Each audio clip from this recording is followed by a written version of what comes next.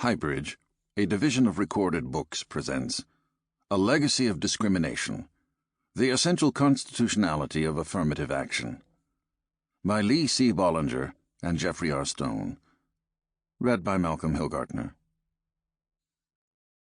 The title of our volume is inspired by Justice Thurgood Marshall's incisive dissent in Regents of the University of California v. Allen Bakke, 1978, in which he stated, "I agree with the judgment of the court only insofar as it permits a university to consider the race of an applicant in making admissions decisions. I do not agree that petitioner's admissions program violates the Constitution, for it must be remembered that, during most of the past 200 years, the Constitution as interpreted by this court did not prohibit the most ingenious and pervasive forms of discrimination against the Negro. Now, when a state acts to remedy the effects of that legacy of discrimination, I cannot believe that this same Constitution stands as a barrier." Introduction. Affirmative action.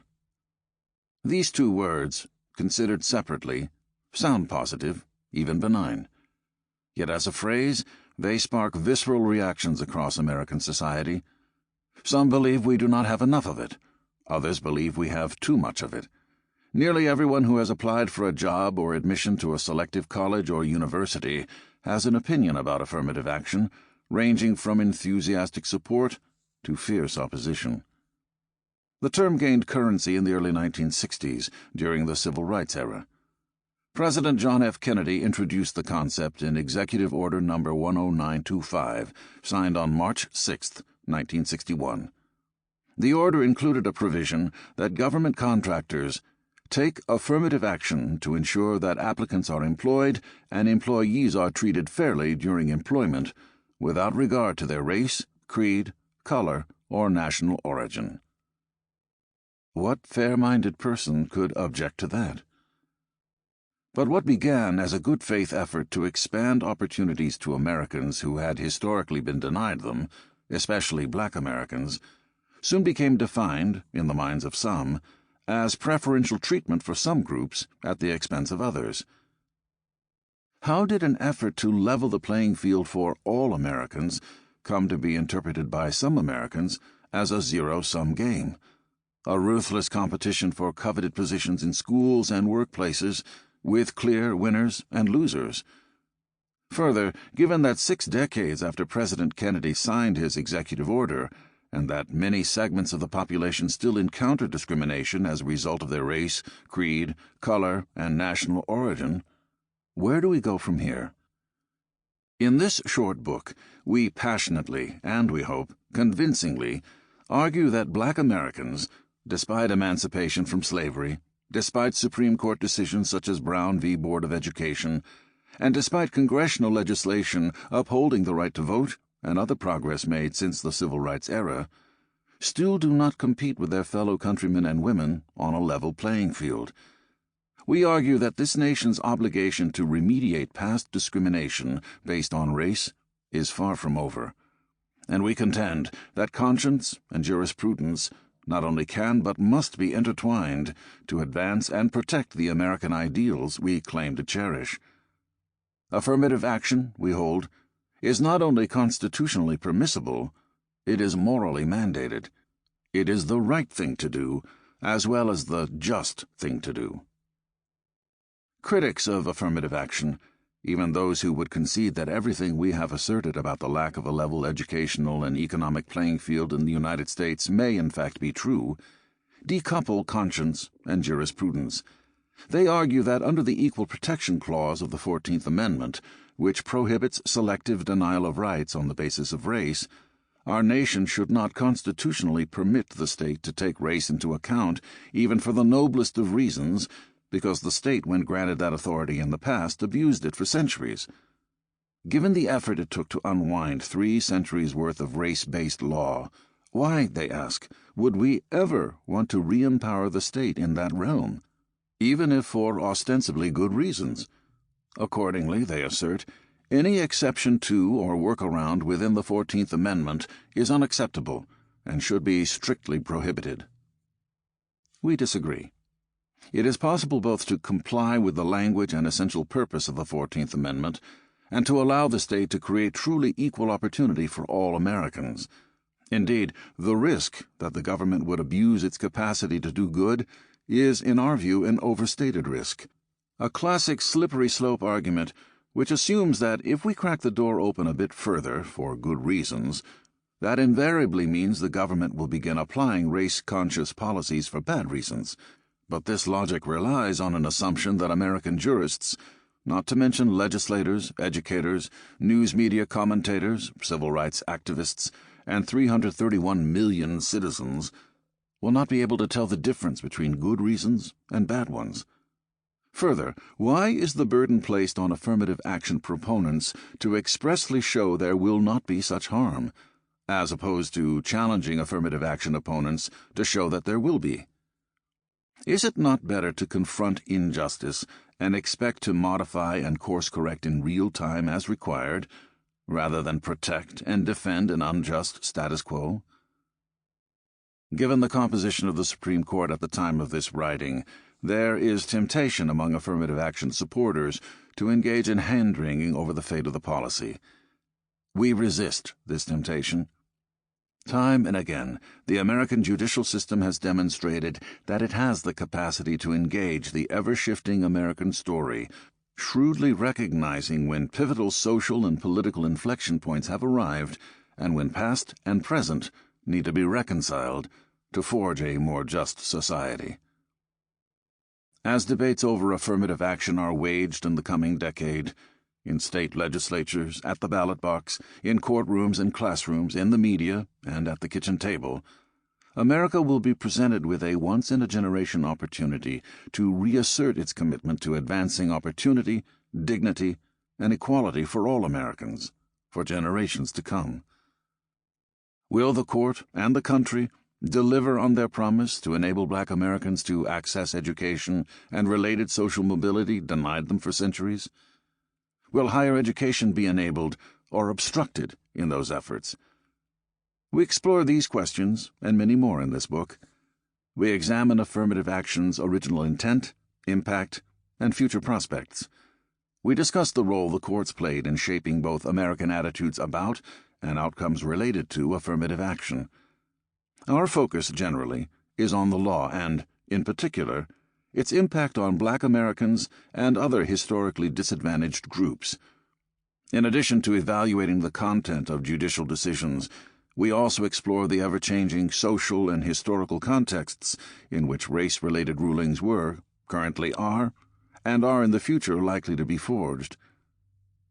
We begin our story in post-emancipation America with the passage of the 3 Reconstruction Amendments to the federal Constitution, the 13th, the 14th, and the 15th. The Civil War settled the question whether a state could secede from the Union, and the 13th Amendment, 1865, ended slavery. The 15th Amendment, 1870, guaranteed the right of adult men to vote without discrimination on the basis of race, color, or previous condition of servitude. But the question whether individual citizens had any federal constitutional rights against the states remained unresolved. Before the Civil War, the Constitution guaranteed individual rights only against the federal government. After the Union victory, however, the 14th Amendment, 1868, expressly defined national citizenship and prohibited any state from depriving any person of life, liberty, or property without due process of law, from denying any citizen the privileges and immunities of citizenship, and from denying any person the equal protection of the laws. Section 5 of the amendment authorized Congress to enforce these guarantees through appropriate legislation. In principle, the United States appeared to be committed to remediating past injustices. In practice, though, repeated efforts to advance equality for Black Americans were met for the next 15 years with resistance, as the Supreme Court in one case after another narrowly interpreted the 14th Amendment's guarantees. For example, in the Slaughterhouse cases, 1873, a landmark decision that held that the Privileges or Immunities Clause of the 14th Amendment only protects legal rights associated with federal U.S. citizenship, not those pertaining to state citizenship. A bitterly divided court, in a 5-4 decision, rendered the Privileges or Immunities Clause essentially meaningless. In that decision, the justices restricted the rights promised under the 14th Amendment, contending that they were not applicable to all Americans, but only to formerly enslaved persons. In 1875, Congress passed civil rights legislation prohibiting discrimination against black Americans at inns, restaurants, theaters, and other public venues. 7 years later, the Supreme Court, in the civil rights cases, ruled the legislation unconstitutional.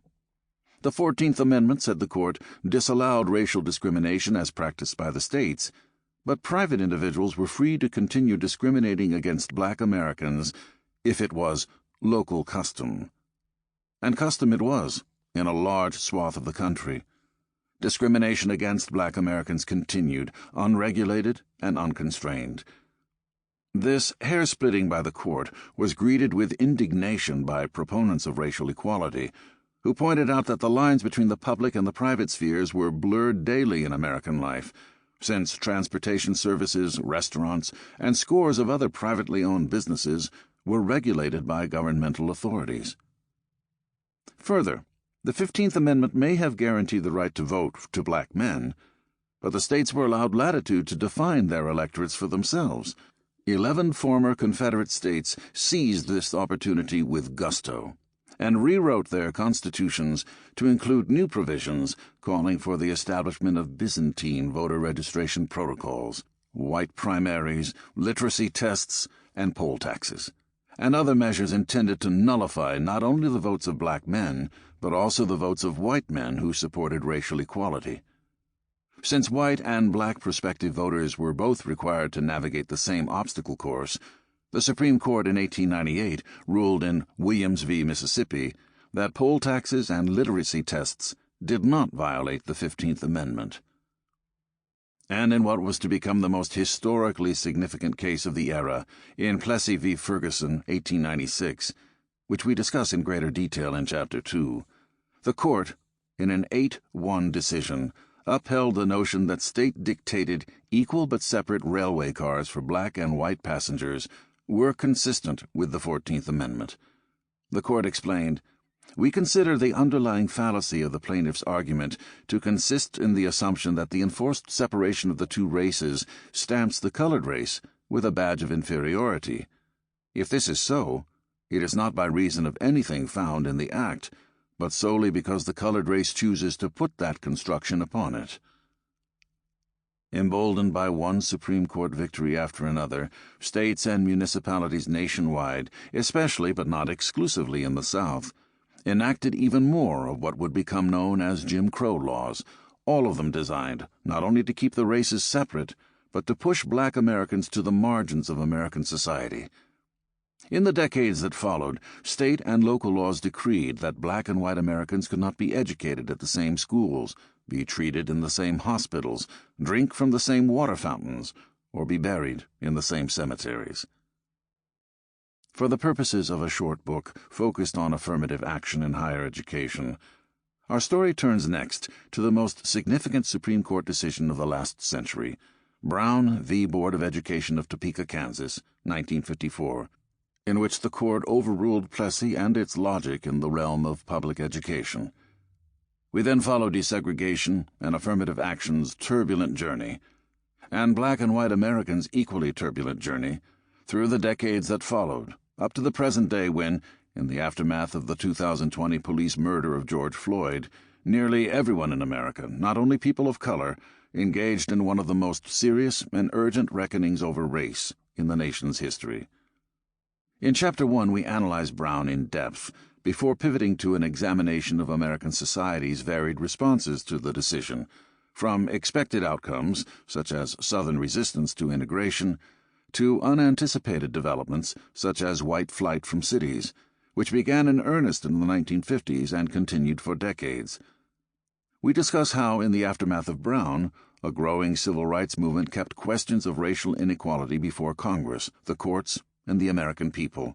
Civil rights lawyers like Thurgood Marshall and his colleagues with the Legal Defense Fund of the National Association for the Advancement of Colored Persons, NAACP, took on not only legally sanctioned de jure discrimination, but also the many forms of de facto discrimination that continue to oppress Black Americans. This includes the sweeping reforms of the 1960s, from the Civil Rights Act of 1964 to the Voting Rights Act of 1965, Loving v. Virginia in 1967, which reversed state bans on interracial marriage, and the Fair Housing Act of 1968. Brown was a truly seminal Supreme Court decision that had profound effects throughout constitutional law, our laws and public policies, and our understandings of ourselves as American citizens. So, as scholars of the First Amendment, we turn next to tracing how freedom of speech and press were reformulated, indeed recreated, during the 1960s, on a parallel track in the context of the Civil Rights Movement, as efforts to limit the speech of ministers, thwart protesters from assembling, prevent civil rights groups from litigating, and chill race-related press reporting were confronted at every turn. Many of the key First Amendment cases of the era were civil rights cases as much as they were pure freedom of speech or press cases, among them the landmark New York Times Company v. Sullivan, 1964, a showdown between a white supremacist Alabama city commissioner and the New York Times, and, indirectly, the court itself. As we will describe, at nearly every step along the journey to advance opportunity for Black Americans, friction arose between those who believed the nation was not doing enough to redress past wrongs and those who believed the nation was overcorrecting. As the 1960s gave way to the 1970s, however, more controversy erupted, this time over the issue of school busing, which culminated in the 1971 Supreme Court decision Swan v. Charlotte Mecklenburg Board of Education. By the mid-1970s, it was increasingly evident to many Americans that the dreams of Brown were not by any means being fully realized. As primary and secondary school desegregation efforts were resisted, public and private colleges and universities across the country took stock of the continued lack of presence of Black students in their own classrooms and libraries. Affirmative action policies were thus formulated and adopted in order to increase minority representation in their institutions, which opened the next contentious chapter in the story: the ongoing debate and litigation over college and university admissions practices. Chapter 2 presents a history of legal rulings and discusses the extent to which they either advanced or retarded efforts to promote racial equity in America. A key case to be examined in this chapter is University of California v. Bakke, 1978, which shaped the contours of private attitudes, public discourse, and the court's affirmative action decision-making for the next 4 decades. Bakke reflected a dramatic reframing of affirmative action's original intent, from improving opportunities for Black students to ensuring that all students, the majority of them white, would experience increased exposure to Black and other minority students and thus accrue the general benefits of diversity. This legal shift from questions of equity to education, spearheaded by Justice Lewis Powell's opinion in the Bakke decision, in effect sanitized the entire project. The shift also anticipated, or perhaps reflected, the backlash against affirmative action that continues to this day. In Chapter 2, we also take listeners on a journey through the Reagan era, the 1990s, and into the new millennium, during a time when affirmative action's proponents faced steep uphill climbs in both courts of law and the court of public opinion. During these years, colleges and universities were confronted with ever more litigation. Statewide ballot initiatives seeking either to limit affirmative action policies or dismantle them outright popped up nationwide and were passed by voters by wide majorities. Against this backdrop, we describe how higher education resolved to become more strategic and aggressive in response to what it perceived as an existential threat to its mission. The centerpiece of the chapter is the Grutter v. Bollinger decision of 2003, which became the landmark decision on affirmative action in higher education, the first case in which a majority of the court adopted a unified position holding affirmative action constitutional under the 14th Amendment. But the outcome of this case, and other Supreme Court cases that followed, were qualified victories for affirmative action's proponents. In Grutter, for example, Justice Sandra Day O'Connor, writing for the majority, authored a sunset clause on racism in America. By the year 2028, she contended, puzzlingly, America would be colorblind. In Gratz v. Bollinger, also decided in 2003, the court left the door open for the University of Michigan and other universities to continue to use racial preferences to promote diversity as one of many determinants, but not the sole determinant of admission. Fisher v. University of Texas, Fisher 1, decided in 2013, ruled that strict scrutiny, whereby the constitutional validity of a law or policy may be upheld only if the government can demonstrate in court that the law or regulation is necessary to achieve a compelling state interest, must be narrowly tailored to achieve the compelling purpose, and that the least restrictive means to achieve the purpose should be applied to determine the constitutionality of a race-sensitive admissions policy. A follow-up case, Fisher 2, 2016, which ruled that the University of Texas's use of race in its admissions policy passed constitutional muster, underscored the court's desire to consider racial diversity only in terms of its educational benefit. For the first 2 decades of the 21st century, the court may have protected the affirmative action status quo, but in its rulings it steadfastly refused to acknowledge the persistent pertinence of race and racial discrimination in America, which defined the context in which its rulings were issued. Chapter 3 examines the experience of Black Americans today, focusing on both the progress achieved since Brown and obstacles remaining. To be sure, we assert the nation fared better with Brown and affirmative action than without it. Colleges, professional schools, and other academic disciplines became more racially diverse, in turn increasing diversity across the ranks of doctors, lawyers, journalists, business owners, and other professionals. The entrenched white male elite that had steered America's leading institutions for centuries was finally compelled to make room at the table for an emergent and diverse meritocracy that included white women, non-Christians, and people of color. To some observers, these signs of progress were touted as evidence that the journey for equality was, if not completed, advancing steadily and admirably. But others, particularly those attentive to racial disparities in everything from high school graduation rates to mass incarceration and police violence, were determined to draw the nation's eyes to ongoing racial inequality and discrimination, especially after the formation of the Black Lives Matter movement in 2013 and the murder of George Floyd, an unarmed black man at the hands of a white police officer in 2020.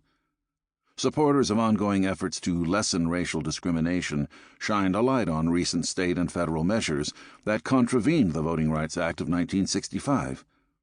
Despite Brown's commitment to integrated schools, they wondered why, over the course of a quarter century, from 1988 to 2014, the number of K-12 schools in the United States that had a 99% non-white student population tripled.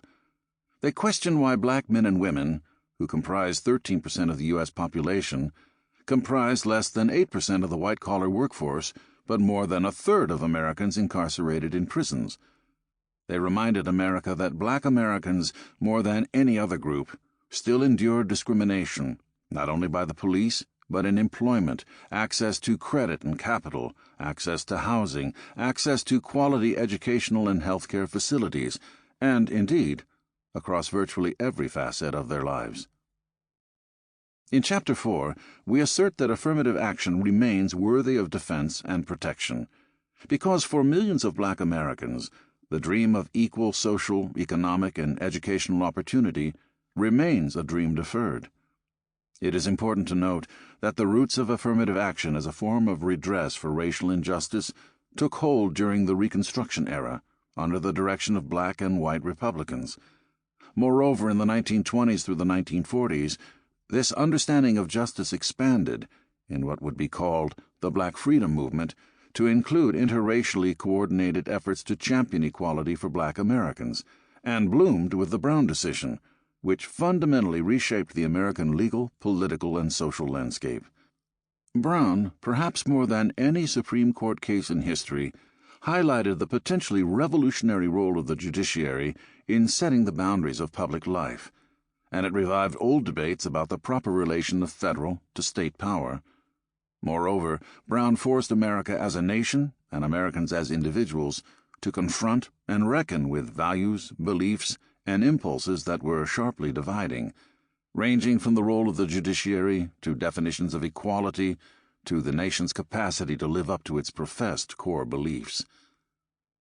Affirmative action policies have undisputedly advanced opportunity for Black Americans and other racial minorities, who now occupy senior chairs in many of our most prestigious and influential institutions, from the Supreme Court to university presidencies, corporate boardrooms, and the highest echelons of government. But this is not an argument for the end of such policies, especially in the realm of education. Quite the opposite. As we will argue, now is the time for leaders in higher education to advocate, robustly and publicly, in defense of affirmative action in the interest of civic equality. The diversity rationale, which has defined and delimited our discussions and thinking about affirmative action since Justice Powell's opinion in Bakke, is not without validity. But it should not divert our attention away from the core reason for these policies, which is the necessity of coming to terms with a history of invidious discrimination, one uniquely affecting Black Americans, and then extending to other historically disadvantaged groups. The trajectory of Black Americans' lives in the years to come will be shaped by the Supreme Court when it hears two separate affirmative action cases in the 2022-2023 term, Students for Fair Admissions v. Harvard and Students for Fair Admissions v. University of North Carolina at Chapel Hill. The first case, filed against Harvard University, contends that the university's race-conscious admissions policy discriminates against Asian American applicants in violation of Title VI of the Civil Rights Act of 1964. The second case alleges that UNC unconstitutionally favors Black and Hispanic students over others, including Asian American and white students. As affirmative action faces its gravest threat in a generation, we assert that the time has come to reappraise the 14th Amendment rationale of what equal protection under the law really means and should mean. In the decades following the Brown decision, the nation soon discovered that not discriminating against Black citizens going forward was not enough to mitigate a centuries-long history of severe injustice, a legacy of discrimination, as Justice Thurgood Marshall called it. Brown may have initiated the end of explicit state-sanctioned discrimination, but the nation had had limited experience with, and even less imagination about, what the creation of a fairer or fair nation might actually look like or entail. This led to the affirmative action policies that followed, and the enduring passions they continue to spark to this day. As debates about affirmative action are waged in the coming decade, in state legislatures, at the ballot box, in classrooms and courtrooms, in the media, and at the kitchen table, America is now presented with a once-in-a-generation opportunity to reassert its commitment to advancing opportunity, dignity, and equality for all Americans, now and for generations to come. Conscience and jurisprudence, we insist, cannot and must not be decoupled. 1. The long journey to affirmative action. Approximately 84% of the current U.S. population, more than 281 million people, were born after 1954, when the Brown v. Board of Education of Topeka ruling was issued. Accordingly, more than 8 in 10 Americans, most listeners of this book, along with their relatives, friends, neighbors, schoolmates, and colleagues, have no first-hand memories of state-sanctioned segregation. Further, even if many, ideally most, of the 281 million Americans born after Brown acknowledge that we still have a long way to go on our journey toward racial equity, in a nation that prides itself on its capacity for reinvention, millions of people would prefer not to relitigate or attempt to address the continuing effects of an ugly and embarrassing past. Yet approximately 16% of the U.S. population, about 55 million Americans, the co-authors of this book included among them, were born in the pre-Brown era. To that end, we believe it is especially important that listeners of this book who were born after Brown fully inhabit that era.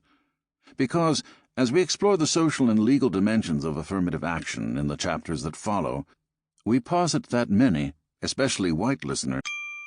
Sample complete. Ready to continue?